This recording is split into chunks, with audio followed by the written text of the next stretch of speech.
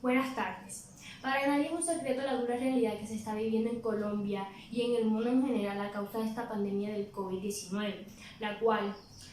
ha cobrado la vida de miles de personas y pone en manifiesto las labores que está ejerciendo el Estado colombiano en cuanto a las políticas de mitigación de esta enfermedad.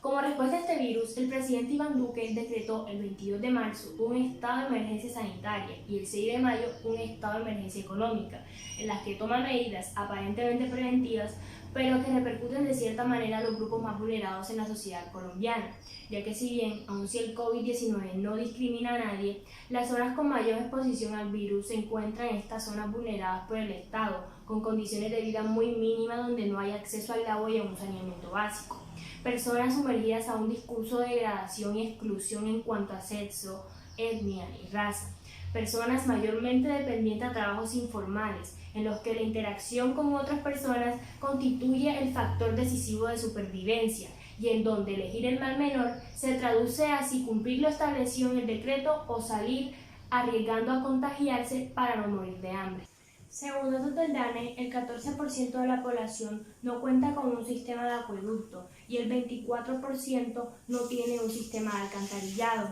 Departamentos como Guainía, Bichada, Vaupés, La Guajira y el Chocó presentan las cifras más altas de pobreza en Colombia y por ende la imposibilidad de acceder a las necesidades básicas y elementales que ameritan el enfrentar a una pandemia de esta magnitud. Las dificultades de las comunidades rurales son muy distintas a las del hacinamiento de las zonas urbano-marginales. Por un lado, se encuentran muy distantes de los servicios públicos y por otro, son zonas pobladas mayormente por comunidades indígenas, cuyos derechos han sido vulnerados sistemáticamente durante tanto tiempo. Por otra parte, en las subregiones del Bajo Cauca y el Catatumbo, donde se presentan economías campesinas basadas en el uso ilícito, producto del abandono del Estado y la poca inversión social, se han venido presentando labores de erradicación forzada por parte del Ejército Nacional, en vez de garantizarle la vida digna que debe marcar la figura del Estado Social de Derecho.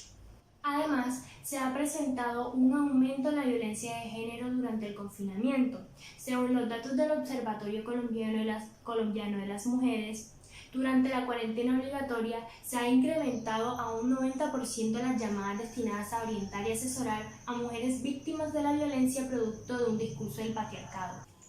Estas otras voces, estos grupos excluidos por las sociedades, son los que el gobierno no está teniendo en cuenta al momento de implementar sus medidas hegemónicas a favor de un pequeño sector con ingresos favorables ubicado en la cúspide de las clases sociales. Retomando un poco nuestra historia, nos damos cuenta de que este ejercicio de exclusión de estos grupos subalternos no es algo nuevo. Se remonta desde mucho antes de lo que Alfonso Múnera denominó el fracaso de la nación, producto de la hegemonía del neoliberalismo con bases netamente capitalistas, donde existía y hasta hoy se mantiene una brecha amplia entre las zonas del centro del país y los departamentos ubicados en los sectores periféricos. La superioridad del hombre de los Andes sobre el de las costas, los sentimientos de autonomía de algunas regiones producto del abandono del Estado y de la falta de comunicación, el ejercicio de dominación amparado bajo ideas colonialistas, el comercio ilegal, la corrupción política, la degradación de la raza, la fuerza militar y la falta de oportunidades, lastimosamente han sido la herencia de nuestro pasado. Ahora bien, se están respetando los derechos humanos en torno al marco de excepción que se plantean por las instancias gubernamentales. Derechos fundamentales como lo son el derecho a la vida, estipulado en el artículo 11 de nuestra Constitución Política, el artículo 12 por el cual se prohíben la tortura y la desaparición forzada, así como el artículo 13 que alude a la igualdad ante la ley y el artículo 25 por el cual se protege el derecho al trabajo, se estarían viendo vulnerados en este estado de crisis sanitaria. Tal como lo plantea García Villegas, hablar de un estado de excepción es poner en duda la presencia y los fines de un estado de derecho. Lo que está pasando en la actualidad puede llevar a lo que es la normalización de un estado de excepción, dado en el ejercicio de la biopolítica como herramienta de control y dominación del cuerpo comunitario, desvalorizando así el sistema democrático y presentando cierto tipo de autoritarismo. Me explico. En Colombia, dadas las necesidades económicas, la mayoría de los sectores se han reactivado, pero el gobierno sigue extendiendo la cuarentena mientras el Congreso está cerrado.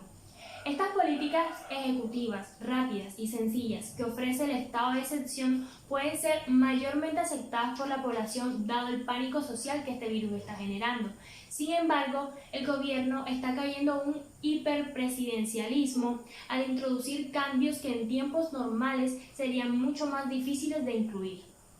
El COVID-19 deja en evidencia la crisis inherente al neoliberalismo y sus efectos en el campo de la biopolítica en Colombia. El Congreso no está ejerciendo el control debido y mientras tanto el presidente Duque le quita dinero a los municipios para invertir en medicinas las cuales nunca llegan. Permite las erradicaciones forzadas en el Bajo Cauca y el Catatumbo en medio de la pandemia. Le da paso a las fumigaciones con glifosato, deja sin opciones a los vendedores ambulantes y permite la llegada de militares norteamericanos en zonas donde se deberían implementar los acuerdos de paz. Esta pandemia parece a la medida del ejercicio autoritario que busca recortar cada vez más las libertades democráticas y militarizar al país centralizando las decisiones en el poder ejecutivo.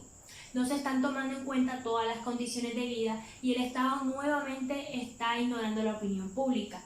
ejerciendo indirectamente una violencia epistémica al invisibilizar la vida cotidiana, jurídica y simbólica de estos grupos e individuos más vulnerados.